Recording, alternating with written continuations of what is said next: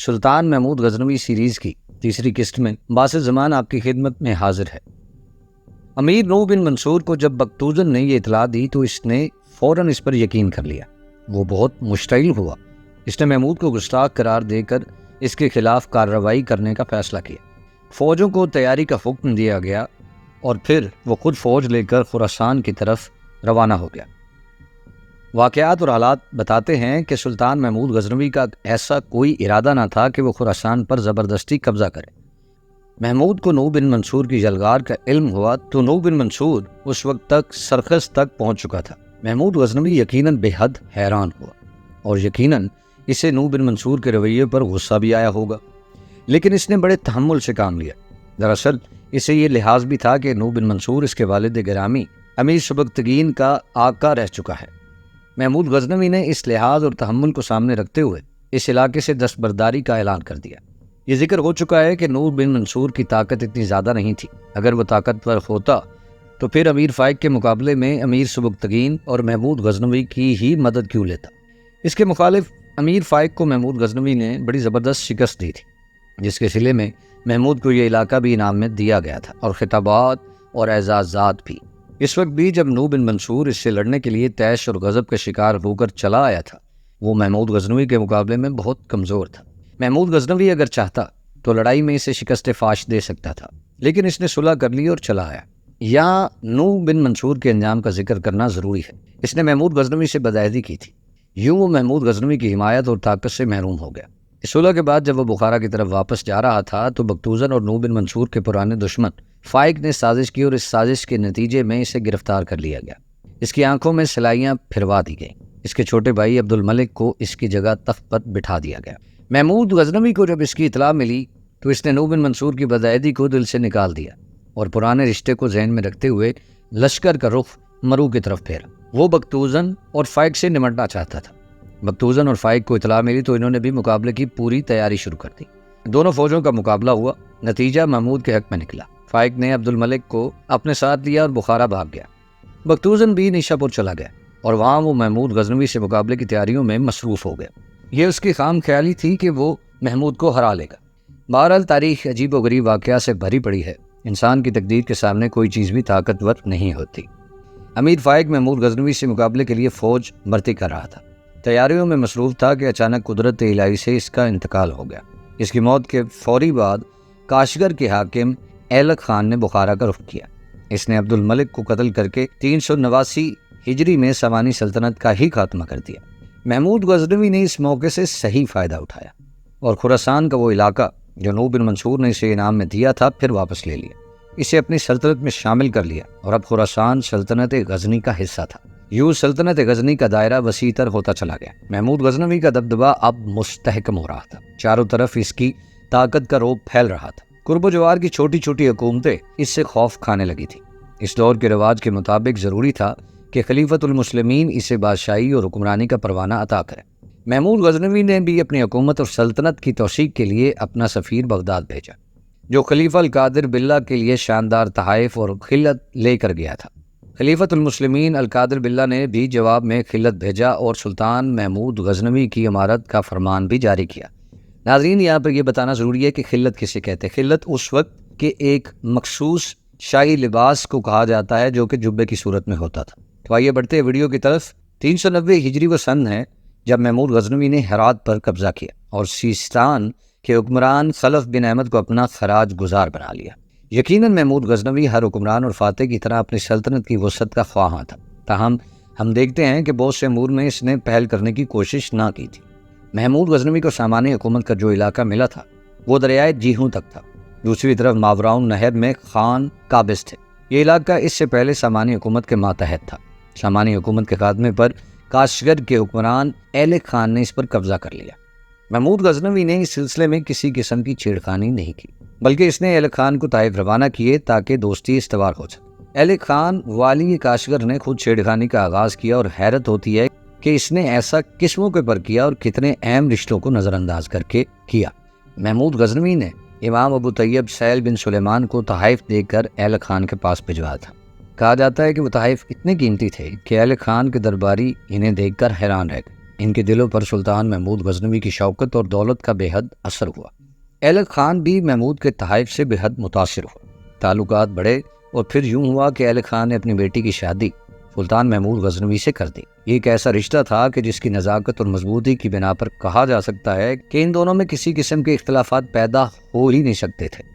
خاص طور پر ایلک خان کو تو بالکل زیب نہیں دیتا تھا کہ وہ اپنی بیٹی ہی کے خامند کے ساتھ کوئی اوچھی حرکت کرے۔ ایلک خان کے امراء کو یہ رشتہ پسند نہیں آیا تھا۔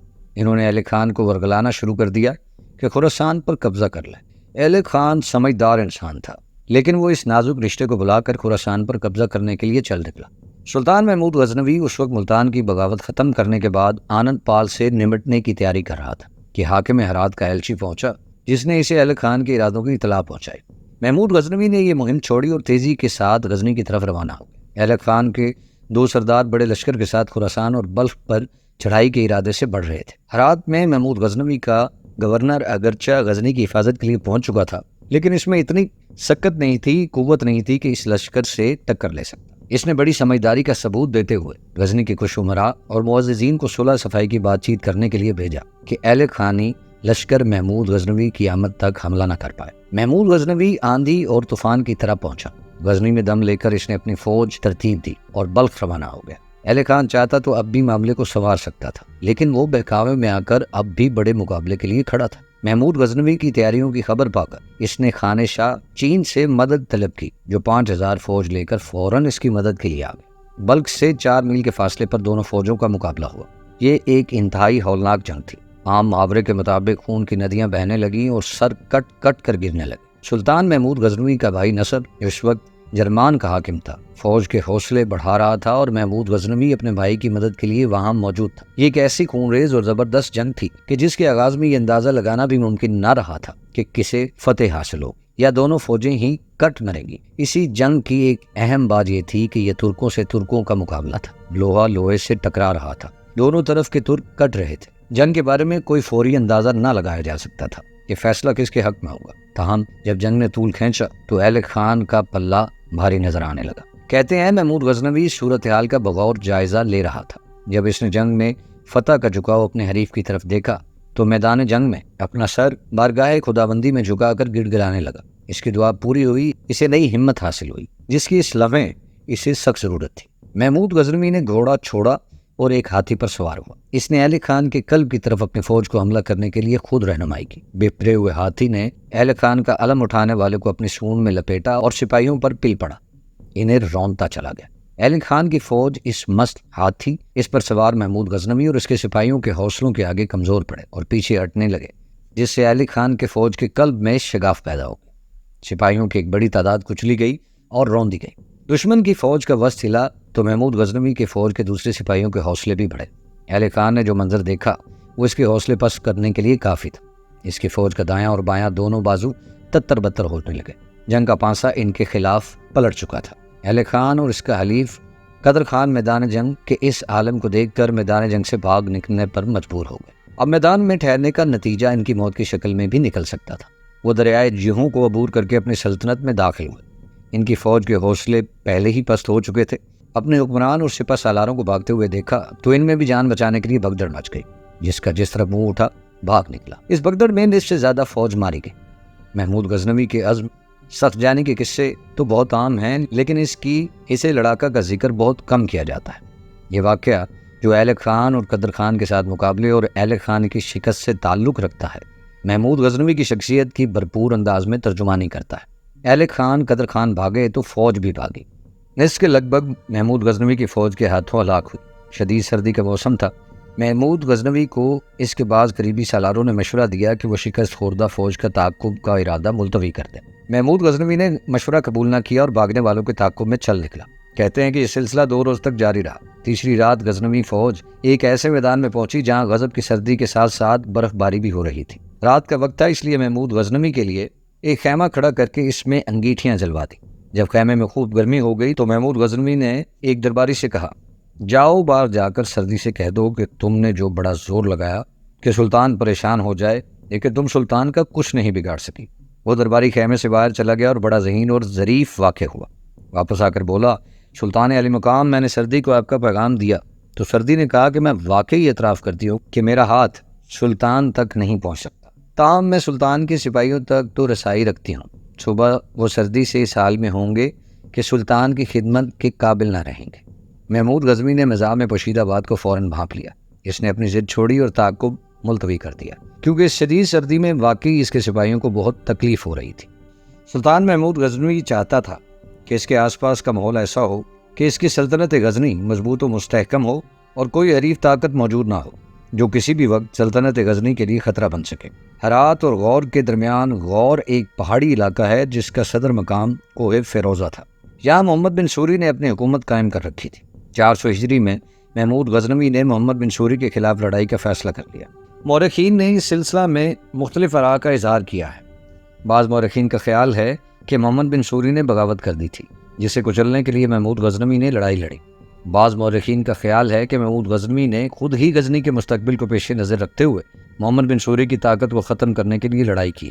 حقیقت یہ ہے کہ محمد بن سوری نے بڑی شجاعت کا مظاہرہ کیا۔ وہ 10,000 کا لشکر لے کر میدان میں آیا تھا۔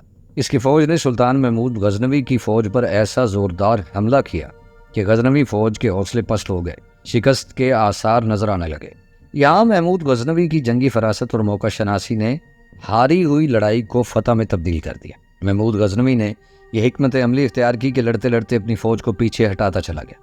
جب اس کی فوج کھلے میدان میں پہنچی تو پھر پلٹ کر پوری شدت سے حملہ کر دیا۔ یوں جنگ کا پانسا پلٹ گیا۔ سوری فوج کے پاؤں اکھڑ گئے، اسے شکست فاش سے دوچار ہونا پڑا۔ محمد بن سوری نے یہاں بھی بے مثال شجاعت کا مظاہرہ کیا۔ اس نے آخری لمحے تک لڑائی لڑی اور لڑتا ہوا گرفتار ہوا۔ اس کا جسم زخموں سے چور تھا، لیکن چہرے پر اطمینان تھا کہ آخری دم تک اس نے ہتھیار نہیں ڈالے تھے۔ محمد بن سوری کو جب قیدی کی حیثیت سے محمود غزنوی کے دربار میں پیش کیا گیا تو اس کے قدم زخموں اور خون بہ جانے کی وجہ سے لڑکھڑا رہے تھے۔ اس نے محمود غزنوی پر ایک نگاہ ڈالی اور پھر نیچے گر گیا۔ دیکھا تو وہ مر چکا تھا۔ ایک روایت یہ بھی ہے کہ محمود غزنوی کے دربار تک آتے ہوئے اس نے اپنی انگوٹھی کا ہیرا جو نگینے کی طرح بڑا تھا کھا لیا۔ محمود غزنوی کو ایسے بہادر دشمن سے کم ہی سابقہ پڑا تھا۔ محمود غزنوی کے عزائم کی بہرحال تکمیل ہوئی اور اس نے غور کا علاقہ سلطنت غزنی میں شامل کر لیا۔ ابو نصر گرجستان کا حکمران تھا۔ وہ بہت نیک اور دیندار آدمی تھا۔ بادشاہ ہونے کے باوجود اس کا دل حکمرانی میں نہیں لگتا تھا۔ اس نے ایک نئی مثال قائم کی۔ اپنی زندگی میں اس نے اپنے بیٹے ابو محمد کو تخت و تاج سونپا اور خود سب کو چھوڑ چھاڑ کر شب و روز عبادت میں مصروف ہو گیا۔ محمود غزنوی کی نگاہ گرجستان پر عرصے سے لگی تھی۔ یہ علاقہ غور کے ساتھ ملحق تھا اور اس سے سلطنت غزنی میں شامل کرنا چاہتا تھا۔ سلطان محمود غزنوی کے سالار فوج لے کر اس علاقے میں پہنچے تو شاہ ابو نصر خود ان سالاروں کے سامنے پیش ہو گیا۔ اسے ان سالاروں نے محمود غزنوی کے پاس بھیجا۔ کہا جاتا ہے کہ محمود غزنوی نے اسے عزت و تکریم سے چھوڑ دیا اور پھر وہ تارک دنیا ہو کر عبادت الہی میں لگ گیا۔ ابو محمد محصور ہو گیا تھا، اس نے بھی ہتھیار ڈال دیے۔ یوں محمود غزنوی نے گرجستان بھی سلطنت غزنوی میں شامل کر لیا۔ خراسان پر قبضے کے بعد محمود کی سلطنت کا دائرہ وسیع ہوتا چلا گیا اور پھر خوارزم کا علاقہ بھی اس کی توسیع پسندی سے نہ بچ سکا۔ حالات اس کے لیے خود بخود سازگار ہوتے جا رہے تھے۔ خوارزم کا علاقہ محمود غزنوی کے بھانجے ابو العباس کے قبضے میں تھا۔ اس کا ترک سپہ سالار نیاتسگین بڑا چالاک تھا۔ وہ موقع کی تلاش میں رہتا تھا کہ فوج پر اپنے تسلط کا اظہار کرے۔ 407 ہجری میں وہ اپنی سازش میں کامیاب ہوا۔ اس نے ابو العباس کو قتل کرا دیا اور اس کے ساتھ ہی خود خوارزم کا حکمران بن گیا۔ محمود غزنوی کو اس واقعے کی خبر ہوئی تو وہ بلا تاخیر ایک بڑی فوج لے کر بلخ پہنچا۔ وہاں کچھ دیر ٹھہرا، مزید تیاریاں کی اور اس کے بعد اس نے خوارزم کا رخ کیا۔ خضربند ایک سرحدی مقام تھا۔ یہاں سے اس نے اپنے ایک سپہ سالار کی سربراہی میں فوج کا ایک دستہ آگے بڑھایا۔ اس دستے پر نیاتسکین کے ایک سالار نے اپنی فوج کے ساتھ ایسا زبردست حملہ کیا کہ محمود غزنوی کے اس فوجی دستے کی اکثریت قتل ہو گئی۔ سلطان محمود غزنوی اپنے دستے کی ہلاکت پر اتنا مشتعل ہوا کہ اپنے غلاموں کی فوج کو حکم دیا کہ وہ سردار جس نے چھاپا مار کر اس کی فوج کو ہلاک کیا ہے اسے گرفتار کیا جائے۔ اس سردار کا نام کمارتاش بتایا جاتا ہے۔ سلطان محمود غزنوی کے حکم کی تعمیل ہوئی اور کمارتاش کو حراست میں لے لیا گیا، جسے بعد میں سلطان محمود غزنوی کے حکم سے قتل کر دیا گیا۔ اس کے بعد محمود غزنوی خود فوج لے کر آگے بڑھا۔ خوارزم کی فوج سے زبردست مقابلہ ہوا جس میں نیاتسگین کو شکست ہوئی۔ سلطان محمود غزنوی نے خوارزم پر قبضہ کر لیا اور اپنے وفادار اور بہادر جنرل التوتانش کو وہاں کا گورنر مقرر کیا۔ یہی التوتانش بعد میں تاریخ میں خوارزم شاہ کے نام سے مشہور ہوا۔ ناظرین، محمود غزنوی سیریز میں اب تک کے لیے اتنا ہی۔ ملتے ہیں اگلی قسط میں۔ اپنا بہت سا خیال رکھیے گا۔ اللہ نگہبان۔